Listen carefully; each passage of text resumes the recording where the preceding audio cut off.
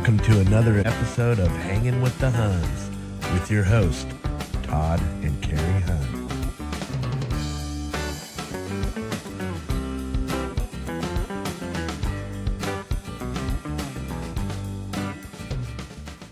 And action! Just kidding. Hey, y'all, welcome back. This is Hangin with the Hunns. I'm your host, Todd. This is my lovely wife, Carrie, the co-host. Hello. Or host? Co-host. Hostess? Co-host. Yeah, co-host. We are headed to episode 3 of the story of us. And before I started, I wanted to say a little caveat. All these stories we're telling are probably, 20 years ago. And they're definitely hazy in my mind. So if I say something wrong and some of you know the story and you're like, that's not how it happened. It probably didn't happen that way for you, but that's how it happened for us. So there might be a little factual misinformation, I guess you could call it. But what the heck is going on with this thing? Sit. Stay. So we're new to this, obviously. All right, this thing's making me mad. I can hear you fine. There. Okay. There we go. Sorry. I'll just cut all that out. So back to the story. We had just found out that Carrie was pregnant with our first baby. Yes, so we're expecting our first child. It's exciting. I go and buy the What to Expect When Expecting book like everybody else does. And I just start reading that and start preparing. So life goes on as usual. I'm still going to the shows and, Yep, playing doing what we do. As usual. Until I got to where I was just too tired and too big to be going. And, But before that, yeah, we got in a car accident. Oh yeah. So about I want to say about 4 months. I was showing. I had a belly. It was obvious I was pregnant. So it was about 4 or 5 months, but I didn't know what I was having yet. So it was that early still. And I was driving her to work early in the morning on a weekday, and we were headed down the street, and there was somebody coming at us, and I was watching him, and it looked like he was getting in the middle lane to turn left across. We were going the other way, and he was turning into the apartments, and I swear I saw his eyes close like he was falling asleep, like he nodded off, and he basically was in our lane. He wasn't in the middle lane. He went all the way into our lane. Head on.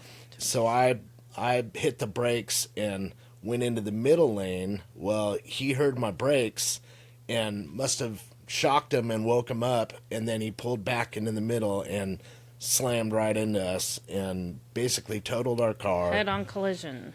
Airbags deployed. Oh yeah, knocked us out. We were knocked out. I just remember freaking out because she's pregnant, and yeah, I remember waking up and looking over and like, "Are you okay?" Yeah, and neither of us. Oh my gosh, I went to scary. jump out. I don't know what I was gonna do, but I was that getting adrenaline. out of the car. It was the adrenaline. And I think the ambulance was already there. My foot was broken, so I didn't go far at all. I went right down. So, and there was some people running over from the mechanic shop, and I said, go help her because she's pregnant. And I had no idea what was going on. I mean, I didn't know what was wrong with me at that point. I just remember waking up from being knocked out by the airbags, and they were pulling me out of the car and put me in the ambulance. And I think I went to go use my hand, but I think with the adrenaline, I just didn't feel like anything until later. I know they, fortunately, the hospital, we were like blocks away from the hospital. Not even blocks. No, I mean, we're it was like literally we could have right walked in front there. of it. Unfortunately, my foot was broke, so Yeah. there was no walking. and they came and picked us up, and I remember we must have been like moaning or something because they've made a comment. Do you remember that? I was worried about the baby because, being pregnant. And I'm like, all I was concerned about them getting me into, checking to make sure baby's okay. But I also had broken my wrist. So I had a broken wrist, and they were checking, doing the sonogram to make sure the baby was okay. And they were saying the baby's fine. So there was no concern there. I did try to ask them to tell me what I was having, but they wouldn't do that. They said, nope, we're not here to do that. We're just making sure the baby's okay and nothing's wrong, and you'll just have to wait till to see your doctor for that. And I was like, darn it. Yeah, and then they took me in and x-rayed my foot, and they said, well, I don't think anything's wrong with it. And I'm like, there is something definitely wrong with it. And they said, well, you might have a hairline fracture. And I was like, okay, well, so I basically made an appointment for to see a specialist. And he said my foot was basically exploded. It looked like the bottom of a bag of potato chips. And so we ended up, and while we were in the emergency room, the police came in and they were talking to the guy because he was there too, and he was saying, I didn't do anything, it was their fault. Yeah, and, that was not. And he didn't have a license, he didn't have insurance, it wasn't his car, and yeah. Yeah, it was just a bad situation. We had to walk away from basically a totaled car and but I guess a bunch of bills. The police officer was like, I know it was your fault because I was there and I read all the skid marks. It was 100% your fault. Yeah. And I'm like, yeah. But thankfully we were okay. The baby's okay. And yes, so then we go to get our casts. And remember, we went to the mall and we got our cast airbrushed. We got airbrushed. There was a guy in the mall back so in the funny. day, and he did custom airbrushing. Yeah, when they did the tags on the car. Right. She got her arm cast purple with Hawaiian flowers. And mine was green with flames going up the side, and didn't say. I don't think it said anything. No, it was just the flames. Was people signing it. Yeah. But anyway, so that was good times. Why not make lemonade? Make the best of it, right? Out of lemons. Yeah. So that was interesting, being pregnant with a cast, and then you playing drums. Oh yeah, playing drums with a cast is not fun. But it was my left foot, so it's my hi-hat, and it's not as crucial as the kick drum. So you weren't doing the double bass drum at that time? Probably not then. After that. Yeah, I don't think I ever did it after that. I was just like, oh well. Yeah. I'm not meant to be a double bass drummer. But yeah, so that was interesting having that. Oh, and so that job that I was going to, that the accident happened, I ended up leaving and going back to my other job. Thankfully, my other job took me back pregnant and a broken arm. That was amazing. So I had to go through training, and that was interesting. Going through training, seeing that I was a good employee, being hired as about at that point, I guess, 6 months pregnant and broken arm. And yeah. So after that, it kind of changed everything, and then it was not too long after September 11th, so there was just a different feel in the nation, and I don't know, people were it was just a different time there, and I was really kind of going inward and I think God was nudging me and saying, you need to step it up. Yeah, and I think it had to do with, I was praying also. I felt like I wanted to go back to church, or go to church. I haven't been since I was a teenager at that point. So, so I think with that being something I wanted to do, and I was praying about it, I'm sure, God was working on you and probably and it was getting us on the same track there. Pretty close to a near death experience. Yeah, that was really scary. It was it definitely changed our direction a little bit, or a lot actually. Yeah, so we started going to a Baptist church or church over on the west side, just because it's where I used to go back in the day, and I think we had a friend there that was going there too. So yeah, so we went to check that out until I didn't really like it. I don't think they liked me because I had tattoos all yeah, over. And kind of seemed like they're just it was just the looks, whether that was the tattoos or just because you look like a maybe it's because I was a drunk punk. every Sunday. I smell like alcohol. No. Well, I don't think I was. No, Maybe it wasn't some days that. I probably was every once in a while. I but think it was the tattoos. Yeah. It's just It's you know just how how it those religious people can be. Sometimes Yes. they're like, very much so. trying to figure you out. So we know. left there Yeah, so and comfortable. basically went home and just watched Joel Osteen. Found Joel Osteen on TV. From this friendly pastor in He was Texas. so friendly. And he's a great guy. He probably still is. Oh my gosh, I we watched hear a lot him. of bad things about him, but you know what? He was nothing but No, good for back us. then, Yeah. though, we didn't. We only knew what we found on the TV, and he was kind and encouraging. And I mean, we would have been in his church if he was in where we I lived. just want to encourage you. We had to watch Be a him on TV. victor and not a victim. Yes. But anyways, he was awesome. So, and at the end of every service, he said, "I just want to encourage you to find a Bible-based church and go serve, and get out there." And so we wanted to do that, and we were like, you know what?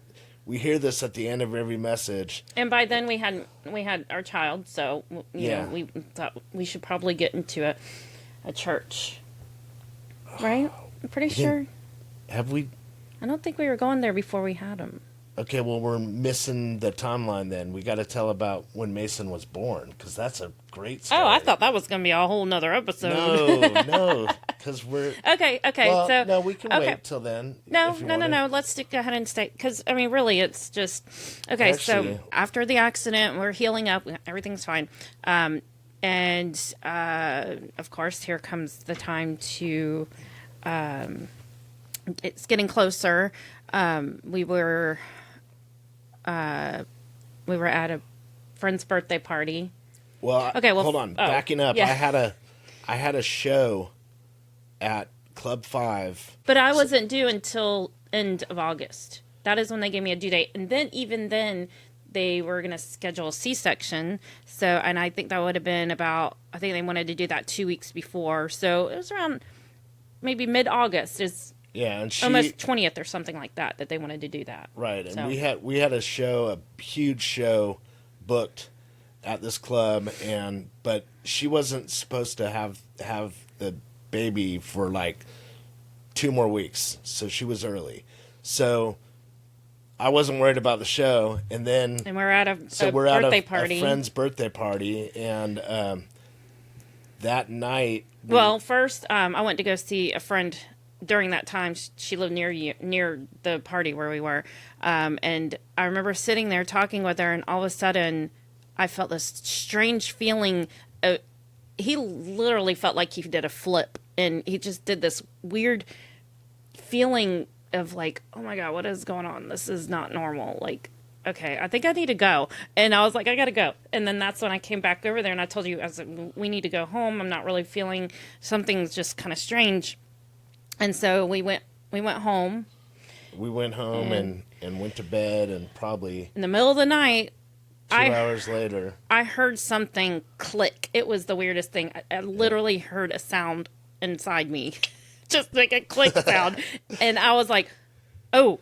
And I remember just feeling like I needed to go to the bathroom. I ran to the bathroom, and my water broke.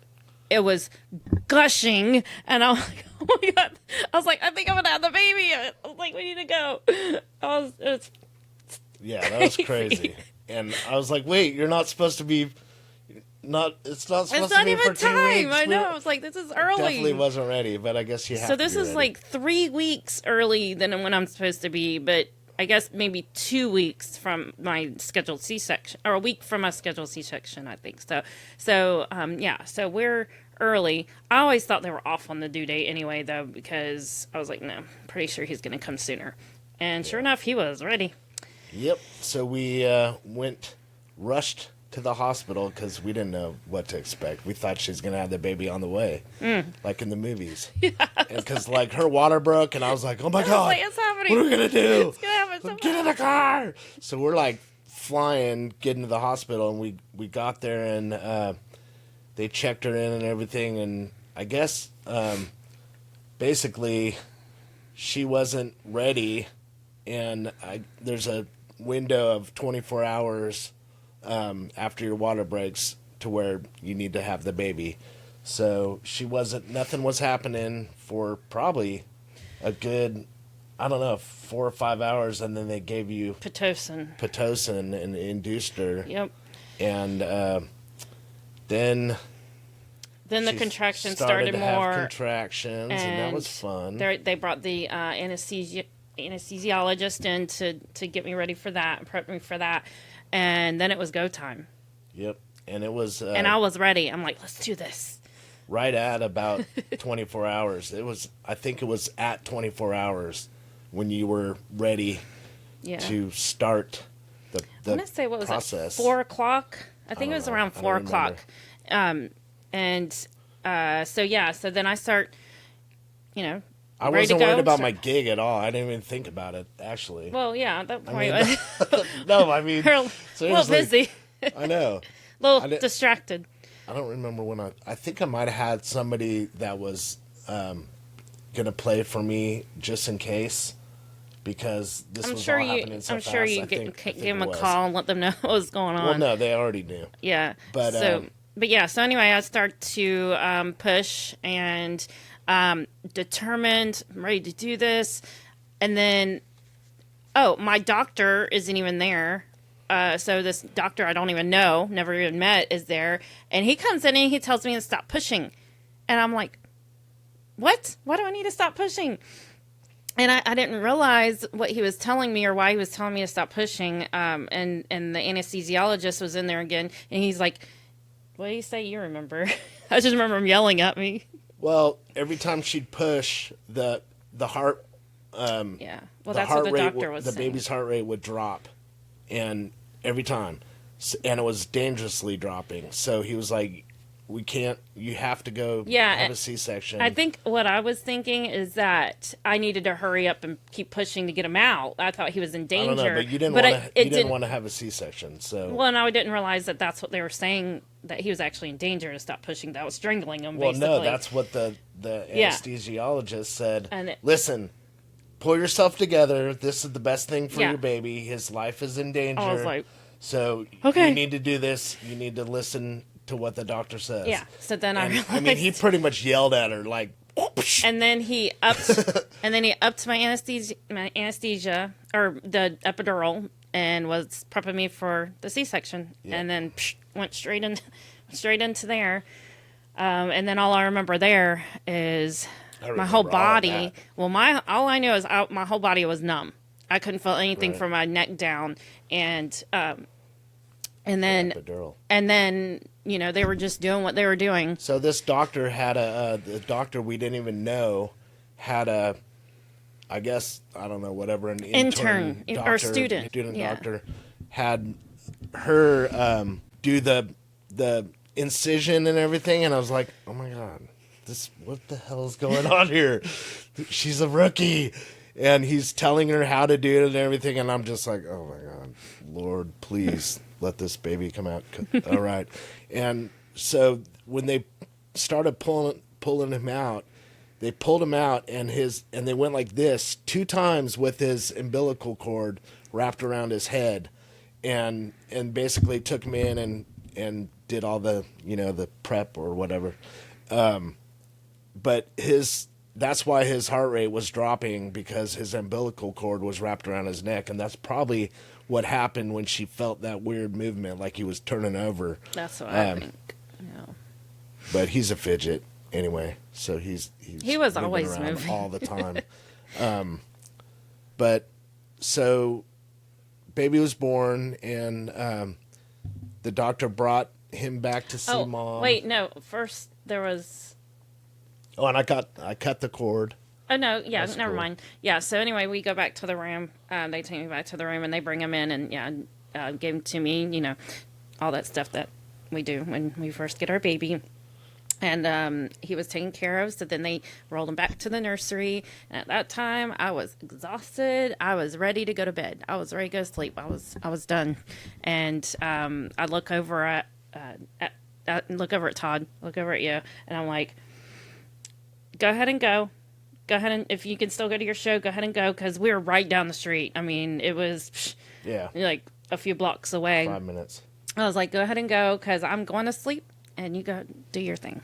Yeah, but didn't you? So like right after you had him, you were like tripping out because I guess they had you in a room Oh yeah, you're post delivery, and yeah. they were checking your blood pressure, and they forgot to take the cuff off. Oh yeah, you're talking about when I thought I died. Yeah, you thought you were. Yeah, I you thought I you didn't were think dying. I survived Your arm that. was blue, Yeah, and and I like, was "What's going on?" freezing. I was freezing cold, and I had like a tunnel vision thing going on. And I went Yeah. in to check on you, and you were like, Am I alive? What'd you say? I was like, am I alive? I know your arm was blue, and I was like, I'm nurse. freezing. I don't.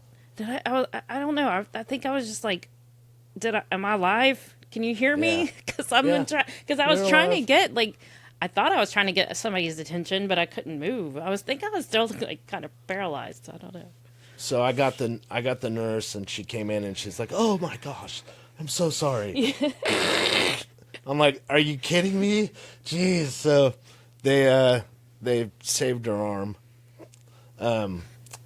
took that off. So I went. So she told me to go to my show. So I go to my show, get there just in time, and played the show, and it was awesome. They announced the birth of Tyrone Caprice. That's what his stage name was. We all had nicknames. I had like 20 nicknames.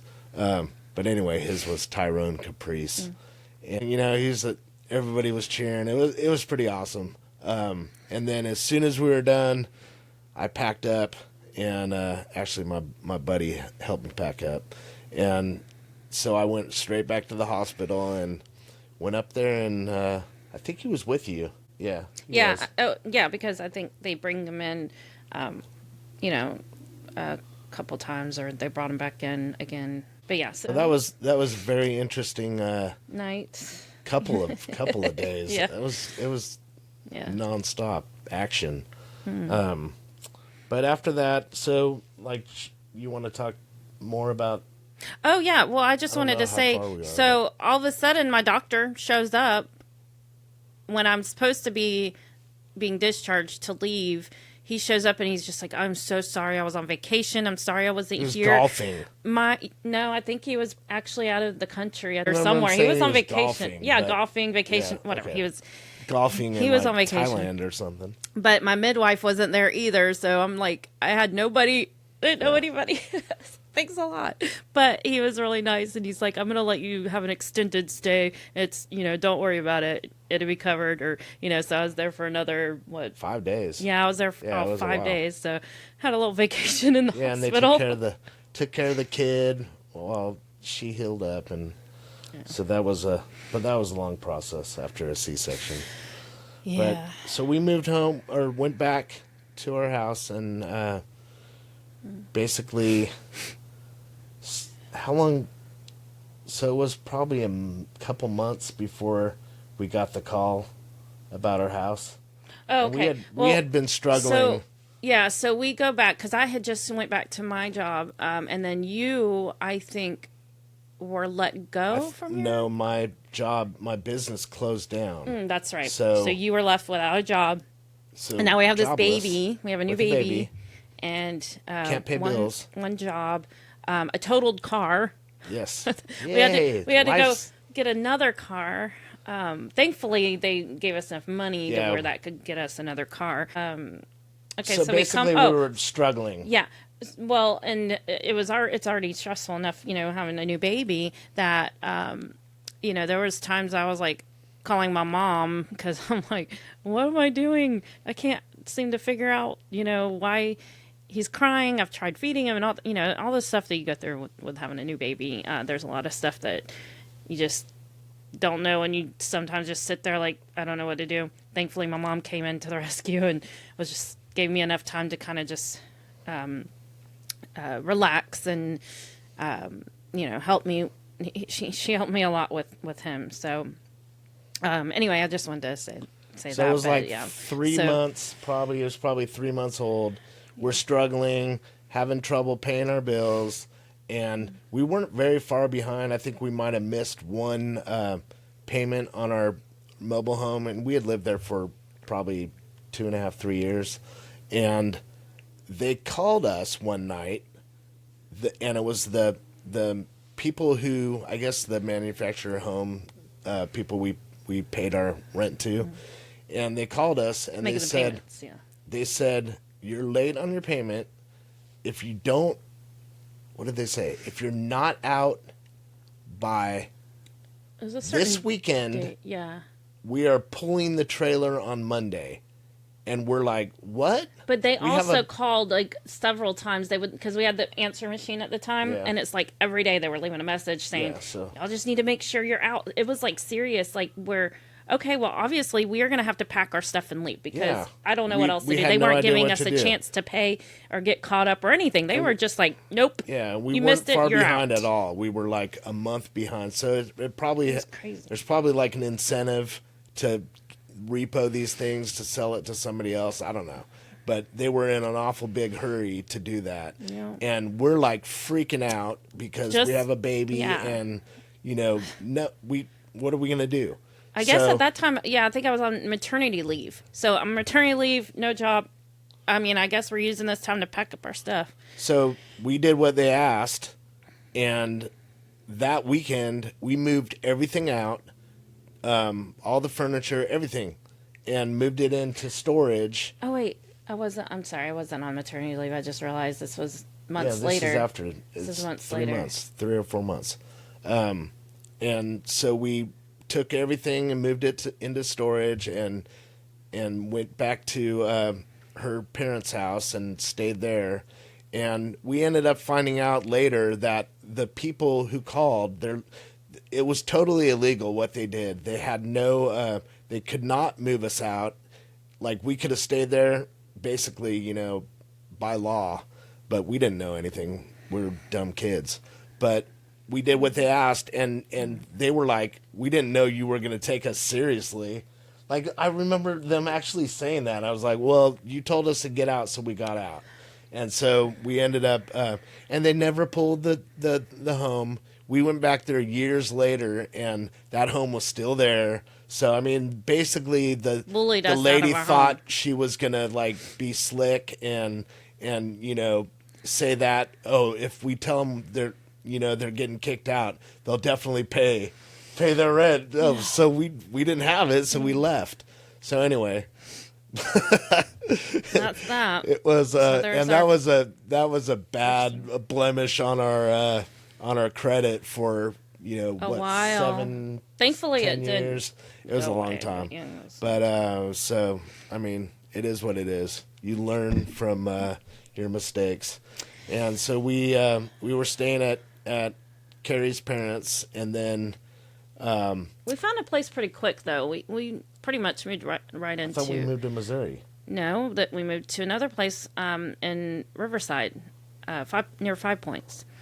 So we were there. That was a duplex. We were there for a while because I remember we had his first birthday party before. Oh yeah. So, yes.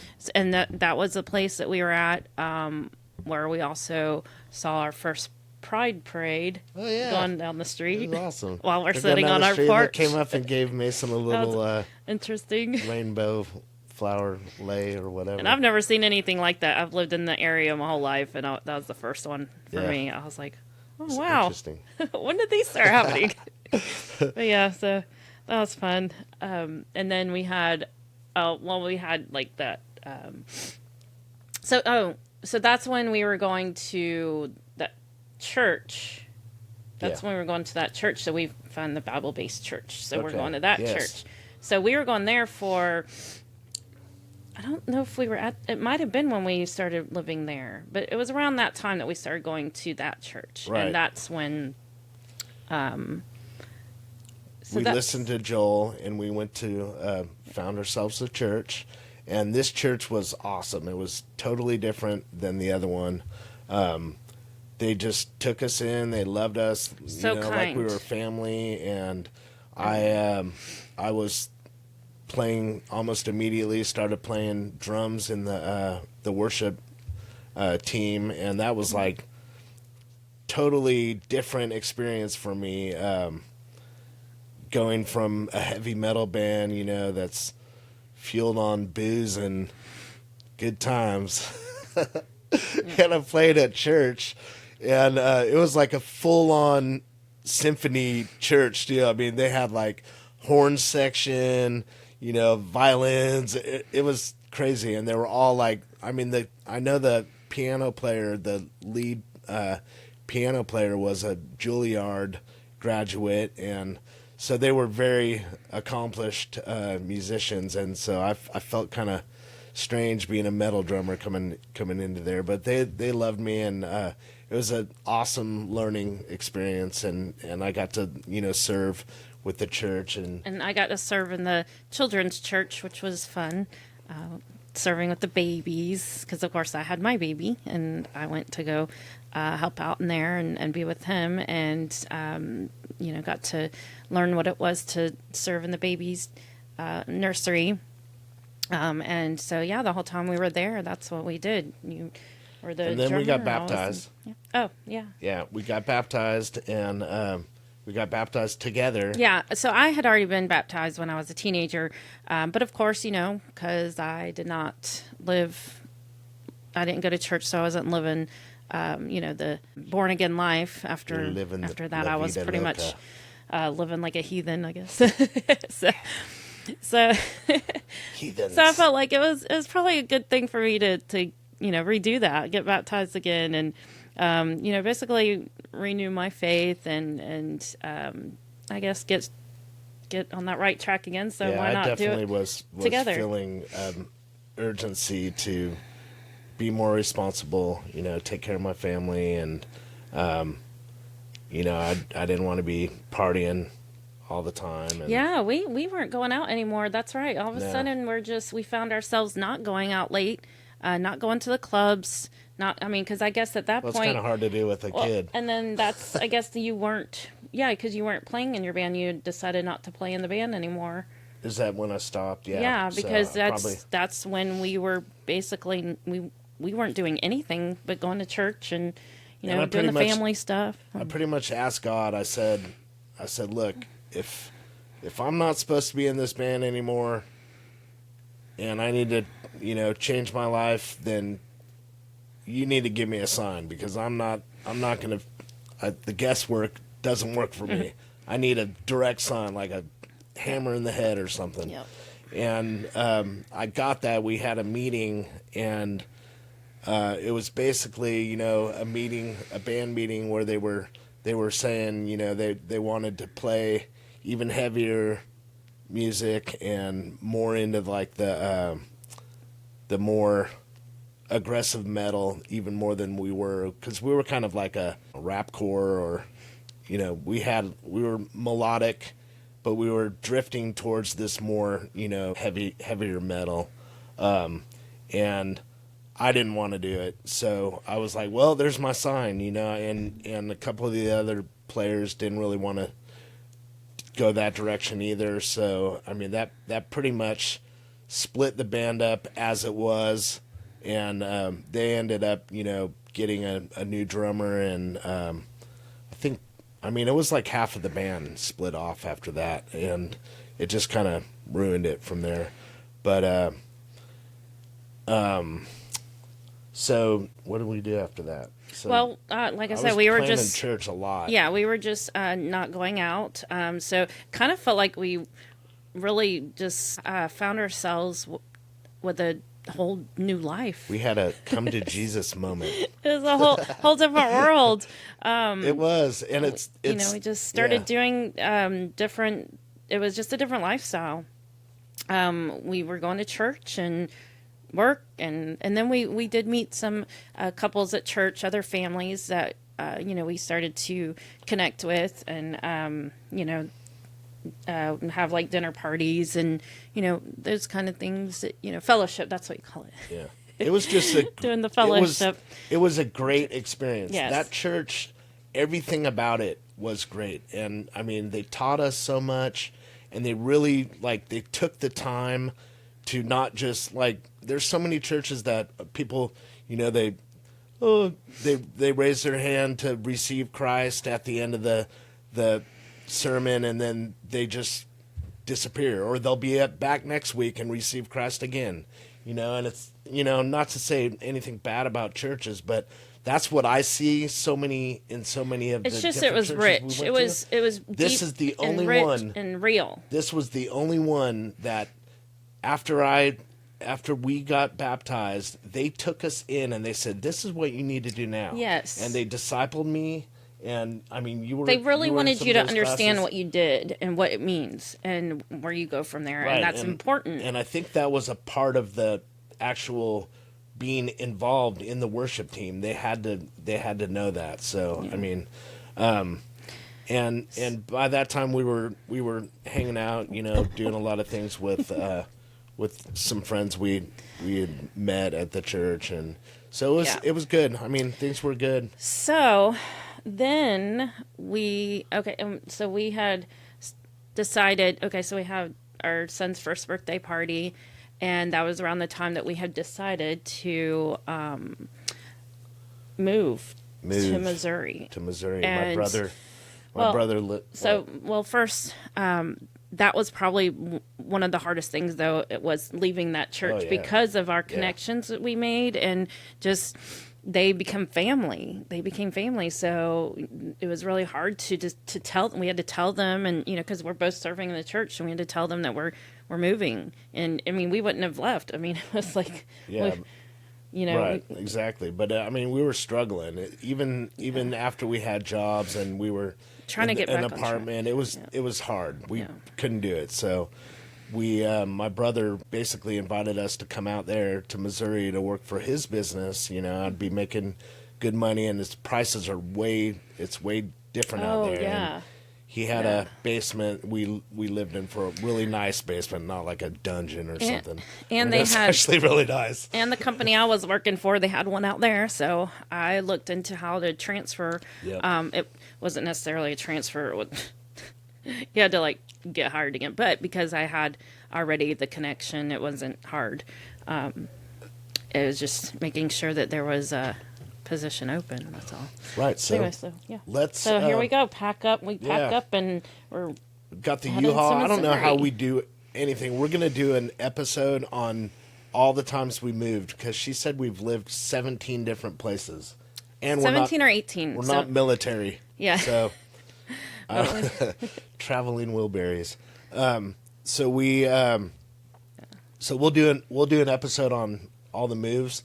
But this one was a big one because she'd never, Nope, I've pretty never much left been Florida. anywhere out of Florida. I'm a Florida girl, born and raised, and this was a big deal for me too, because I had to tell my parents I'm moving out of the state with my baby. Yes, yeah. Their first grandchild, so that wasn't easy either.